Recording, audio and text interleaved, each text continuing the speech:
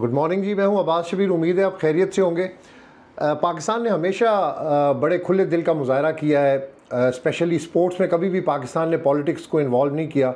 हमेशा से हम यही बात करते हैं कि हमारे दिल बड़े खुले हैं, हम बड़े मेहमान नवाज़ हैं और हमने ये साबित किया है कि हमारी मेहमान नवाजी किसी से भी कम नहीं है।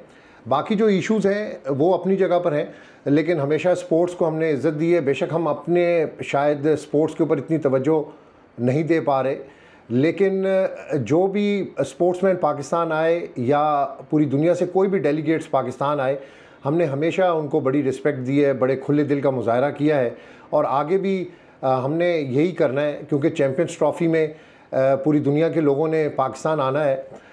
इंडिया भी अगर पाकिस्तान आता तो इंडिया के लिए भी जो वीज़ा पॉलिसी थी वो बड़ी, जो इंडियन फैंस के लिए वीज़ा पॉलिसी थी वो भी बड़ी नरम वीज़ा पॉलिसी थी। अगर इंडिया हाँ बोलता तो डेफिनेटली गवर्नमेंट ऑफ पाकिस्तान उसको एग्जीक्यूट करता, लेकिन इसके बावजूद इंडियंस पाकिस्तान में आएंगे, चाहे वो फैंस ना भी हों, चाहे वो क्रिकेटर्स ना भी हों, लेकिन ब्रॉडकास्टर्स की सूरत में जो कंपनी ब्रॉडकास्ट करेगी चैम्पियंस ट्रॉफ़ी को, उसमें मोर देन 100 जो इंडियन नेशनल्स हैं वो पाकिस्तान आएंगे अपनी ड्यूटी देने के लिए। तो किसी ना किसी फॉर्म के अंदर ये लोग आएंगे और एक अच्छा यहाँ से मैसेज लेकर जाएंगे। इससे पहले भी मुख्तलिफ जो सीरीज़ होती हैं जिसमें ब्रॉडकास्टिंग राइट्स चाहे किसी भी कंपनी को हो, मैंने हमेशा देखा है कि जो लास्ट सीरीज़ थी उसमें भी more than 33 Indian nationals broadcasters team के अंदर थे और वो पाकिस्तान आए थे। मैं उनको देखता था यहाँ पर और बड़े ईजी वो फ्री मूव करते थे और इसीलिए आइंदा भी वो ख्वाहिश का इजहार करते हैं और उनकी जॉब है, वो मना भी कर सकते हैं जी पाकिस्तान हम नहीं जा सकते, पाकिस्तान ठीक नहीं है, लेकिन ऐसा कुछ भी नहीं है। हमेशा की तरह पाकिस्तान बिल्कुल ठीक है। Pakistan is a safe country for cricket और कोई मसला नहीं है, पाकिस्तान में किसी को भी कोई मसला नहीं है। और अगर हम चैम्पियंस ट्रॉफ़ी की बात करते हैं तो मोर देन 100 इंडियन नेशनल्स के वीज़े इस वक्त अप्लाई हो चुके हैं और उन्होंने अपनी ड्यूटी देने के लिए आना है। नेशनल स्टेडियम कराची, कज़ाफ़ी स्टेडियम और रावलपिंडी स्टेडियम में जो मैचेस ब्रॉडकास्ट होंगे उसमें इंडियन क्रू भी है, कैमरे के ऊपर भी हैं, बिहाइंड द कैमरा भी हैं, मुख्तलिफ रोल्स के अंदर वो ब्रॉडकास्ट जो कंपनीज़ हैं उनके साथ काम करते हैं और वो पाकिस्तान आएंगे। रणजी ट्रॉफ़ी मैं यही बात करता हूँ कि जो इंडिया टीम के भी सीनियर प्लेयर्स हैं, मैं बात करूँगा पाकिस्तान टीम की भी साइम अयूब की जगह खुशदिल शाह टीम का हिस्सा बने, बड़े ज़बरदस्त प्लेयर हैं वो भी। लेकिन मैं बात कर रहा था कि जो बड़े प्लेयर्स होते हैं जब उन पर बैट पैच आता है तो बहुत ही बुरा बैट पैच आता है। आप विराट कोहली का बैट पैच देख लें, आप रोहित शर्मा का बैट पैच देख लें कि रणजी ट्रॉफ़ी में भी बुरी तरीके से जो इंडिया के सीनियर प्लेयर्स हैं वो नाकाम हो रहे हैं। आगे उन्होंने चैम्पियंस ट्रॉफ़ी खेलनी है। डोमेस्टिक क्रिकेट से ही अपने आप को स्ट्रॉन्ग किया जाता है। डोमेस्टिक में अगर आप अच्छा परफॉर्म करते हैं तो आप इंटरनेशनल लेवल के ऊपर उस परफॉर्मेंस की कॉन्टीन्यूटी आगे बढ़ाते हैं। अगर वहाँ पर आप परफॉर्म ना कर सकें तो टीम सेलेक्शन के लिए भी आप के लिए बड़ा मुश्किल हो जाता है कि टीम में आपको सेलेक्ट किया जाए या ना किया जाए, क्योंकि डोमेस्टिक की परफॉर्मेंस से ही आप आगे बढ़ते हैं। तो रणजी ट्रॉफ़ी में टीम इंडिया के जो सीनियर प्लेयर्स हैं उनकी परफॉर्मेंस मेरा नहीं ख्याल कि अप टू द मार्क है, not a good performance. Rohit Sharma की तरह जो और सीनियर प्लेयर्स हैं वो भी बुरी तरीके से नाकाम हो रहे हैं। मैं सारे सीनियर प्लेयर्स की बात करता हूँ, मैं किसी का नाम नहीं लेता। मुमकिन है कि अगले मैच के अंदर अच्छा परफॉर्म कर लें, लेकिन इनिशियली जब आपकी परफॉर्मेंस लैग कर रही होती है तो बड़े मसाइल होते हैं, आपको बहुत मसाइल होते हैं। फिर वही बात आ जाती है कि रोहित शर्मा पाकिस्तान आएंगे या नहीं आएंगे, बहुत गैर यकीनी सी सूरत हाल है, क्योंकि कराची के अंदर ये बता रहे हैं कि फ़ोटो सेशन होना है। और जो फिर वही बात होती है कि जो वीज़ा पॉलिसी थी वो बड़ी नरम थी, तो इसलिए वीज़ा शीज़ा का कोई मसला नहीं है, सिर्फ BCCI की हाँ है, इंडियन हुकूमत की हाँ के ऊपर उन्होंने आना है। और जो हमारे सोर्सेज बता रहे हैं कि रोहित शर्मा पाकिस्तान आएंगे और जयशंकर जो है वो उनको कंपनी करेंगे, तो इसलिए फ़ोटो सेशन पाकिस्तान के अंदर ही होना है और होगा, बड़ी धूमधाम से होगा। आप देखेंगे कि बड़ा ज़बरदस्त और बड़ा अच्छा शूट होगा, बड़ा अच्छा इवेंट होगा। चैम्पियंस ट्रॉफ़ी का आगाज़ ही जो इनाग्रेशन है वो भी बड़ी आउटस्टैंडिंग किस्म की होगी, पूरी दुनिया देखेगी। मैं अब आपको बताऊं कि पाकिस्तान टीम अनाउंस कर दी गई है और पाकिस्तान टीम के अंदर भी चैम्पियंस ट्रॉफ़ी के लिए से पहले ही अगर खुशदिल शाह की वापसी है तो ये बड़ा अहम ऐलान होगा। फ़खर ज़मान की वापसी हो रही है। साइम अयूब बदकिस्मती से इंजर्ड हो गया, वरना साइम अयूब एक बहुत बड़ा एसेट है पाकिस्तान का, और जिस तरीके से पाकिस्तान क्रिकेट बोर्ड उसकी टेक केयर कर रहा है, अगर माजी के अंदर भी इस तरह प्लेयर्स की टेक केयर की होती तो शायद बहुत सारे प्लेयर्स हमारे बच चुके होते।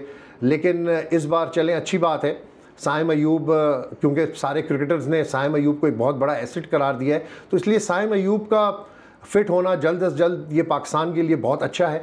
लेकिन बदकिस्मती से मैंने अपनी पहली वीडियो में भी कहा था कि जो इंग्लैंड से इनिशियल इन्फॉर्मेशंस थी, जो उनकी मेडिकल रिपोर्ट्स थी, उनके पहले टेस्ट की, जो डॉक्टर्स वहाँ पर बता रहे थे और जो सीनियर क्रिकेटर्स तक जो खबरें पहुँच रही थी, उनके मुताबिक साइम अयूब की इंजरी जो है वो काफ़ी ख़तरनाक थी। और वो जो 6 हफ़्ते में वापसी की बात कर रहे थे, इस तरह नहीं लगता था कि साइम अयूब किसी भी सूरत 6 हफ़्ते में वापस हो जाएंगे।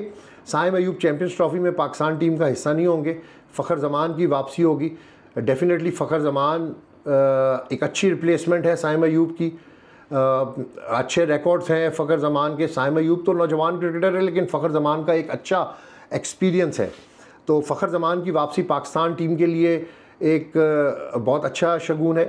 फ़खर ज़मान की वजह से टीम की जो लाइनअप है वो बड़ी स्ट्रॉन्ग होगी, स्पेशली जो हमारी ओपनिंग है। फिर मैं सीनियर प्लेयर्स की बात करता हूँ। जिस तरह इंडिया के सीनियर प्लेयर्स परफॉर्म नहीं कर पा रहे, पाकिस्तान टीम के भी सीनियर प्लेयर्स, स्पेशली बाबर आज़म से बड़ी तवक्कुआत हैं, पहले भी रही हैं माजी के अंदर, लेकिन शायद वो तवक्कुआत पूरी नहीं हो सकी बाबर आज़म से। लेकिन अब बाबर आज़म के पास मैं समझता हूँ कि ये बड़ा एक गोल्डन चांस है, और ये एक आखिरी चांस होगा बाबर आज़म के लिए। अगर बाबर आज़म ने अब चैम्पियंस ट्रॉफ़ी में परफॉर्मेंस ना दी, सिर्फ परफॉर्मेंस नहीं, अपना स्कोर नहीं करना, अपना रिकॉर्ड नहीं बनाना, बल्कि टीम के लिए परफॉर्म करना है, टीम के लिए विनिंग बैट कैरी करना है, टीम को मैच जितवाना है, टीम को चैम्पियंस ट्रॉफ़ी जितवानी है। बड़े प्लेयर की ये निशानी होती है। अगर आप अपने आप को बड़ा प्लेयर कहते हैं तो उसमें फिर आपको अपनी बड़ी परफॉर्मेंस देनी पड़ती है। और बड़ी परफॉर्मेंस आप को क्या कहते हैं, बड़ी परफॉर्मेंस कौन सी होती है जिसमें टीम जीते। तो बाबर आज़म के सर के ऊपर बहुत ज़िम्मेदारी है। बाबर आज़म अभी तक तो अपनी ज़िम्मेदारी पूरी नहीं कर सके। 2023 वर्ल्ड कप में भी उनको एज अ कैप्टन ज़िम्मेदारी दी गई थी, लेकिन वो बिल्कुल नाकाम रहे। 2024 वर्ल्ड कप भी आपके सामने है, वो बिल्कुल नाकाम रहे। अभी जो हालिया सीरीज़ हो रही हैं उसमें भी सिर्फ 1 या 2 मैचेस में उन्होंने स्कोर किया है। इसके अलावा मैं नहीं समझता कि बाबर आज़म की जो परफॉर्मेंस है वो अप टू द मार्क हो। बाबर आज़म को बड़ा स्ट्रगल करने की ज़रूरत है, काफ़ी कोशिश करने की ज़रूरत है। एंड ऑफ द डे मैं किसी की परफॉर्मेंस से तो इख्तिलाफ़ कर सकता हूँ, लेकिन मैं किसी की ज़ाती ज़िंदगी के ऊपर मैं बिल्कुल बात नहीं करता।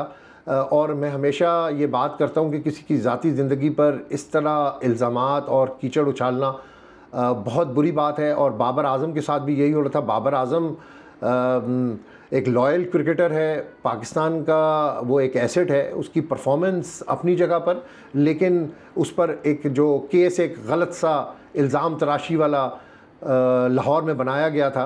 अब एक जो ख़बर आजकल मीडिया के अंदर बहुत ज़्यादा पाकिस्तान मीडिया के सोशल मीडिया पर भी चल रही है, कुछ ज़िम्मेदार ठहरा रहे हैं, लेकिन हम तो शुरू से ये बात करते हैं कि भाई बाबर आज़म के ऊपर इस तरह के इल्ज़ामात लगाए गए थे और हैरेसमेंट, उसकी शोहरत को बेसिकली ये नुकसान पहुंचाने के लिए होते हैं। पूरी दुनिया के अंदर होता है, जो बड़े क्रिकेटर्स हों या बड़ा कोई स्पोर्ट्समैन हो या बड़ी कोई पर्सनैलिटी हो, उस पर सबसे ईजी वे होता है कि आप इल्ज़ाम लगा लें और इस किस्म की आप बातें कर लें।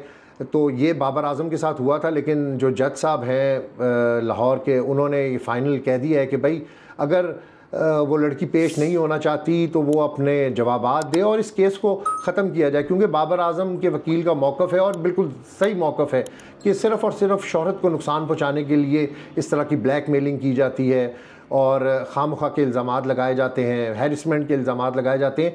ये बिल्कुल गलत है। और इस किस्म की जो वो कहते हैं ना, इस चीज़ को फैलाने में, किसी के ऊपर इल्ज़ाम तराशी करने में, ये बिल्कुल नहीं होना चाहिए और ये नहीं करनी चाहिए। मैं इसके बिल्कुल फेवर में नहीं हूँ, ना मैं चाहता हूँ कि इस किस्म की कोई बात हो, क्योंकि वो एक एसेट है और इस किस्म के इल्ज़ामात सिर्फ पाकिस्तान में नहीं लगते बल्कि पूरी दुनिया में इस तरह के इल्ज़ामात लगाए जाते हैं, तो ये बड़ी अच्छी बात है। तो इसलिए अदालत ने बड़ा क्लियर कह दिया है कि अगर वो खातून केस को आगे नहीं बढ़ाना चाहती तो उस केस को ख़त्म कर दिया जाए, उससे जवाब लिया जाए और इसको फ़ाइनल किया जाए। अहम ख़बरें दी हैं आपको मैंने इस वीडियो के अंदर। उम्मीद है आप इसका फ़ीडबैक देंगे और बड़ा पॉजिटिव फ़ीडबैक देंगे। चैम्पियंस ट्रॉफ़ी पाकिस्तान के अंदर हो रही है, ये पाकिस्तान के लिए बड़ी एज़ाज़ की बात है और पाकिस्तान इस चैम्पियंस ट्रॉफ़ी को बहुत अच्छे तरीके से इसकी इनॉग्रेशन करेगा, इसका इनेकाद करेगा और बहुत अच्छी प्रिपरेशन पाकिस्तान में इस वक्त चैम्पियंस ट्रॉफ़ी के हवाले से जारी है। मैंने वीज़ा अपडेट्स भी दिए हैं आपको, जो ब्रॉडकास्टर्स हैं उनके वीज़ाज़ भी अंडर प्रोसेस है, तो इसका मतलब है कि काम शुरू हो चुका है और चैम्पियंस ट्रॉफ़ी करीब है और आपको हम मज़ीद मुख्तलिफ इशूज़ के ऊपर चैम्पियंस ट्रॉफ़ी के हवाले से अपडेट करते रहेंगे। अब्बास शबीर को इजाज़त दीजिएगा, अल्लाह ने के बाद।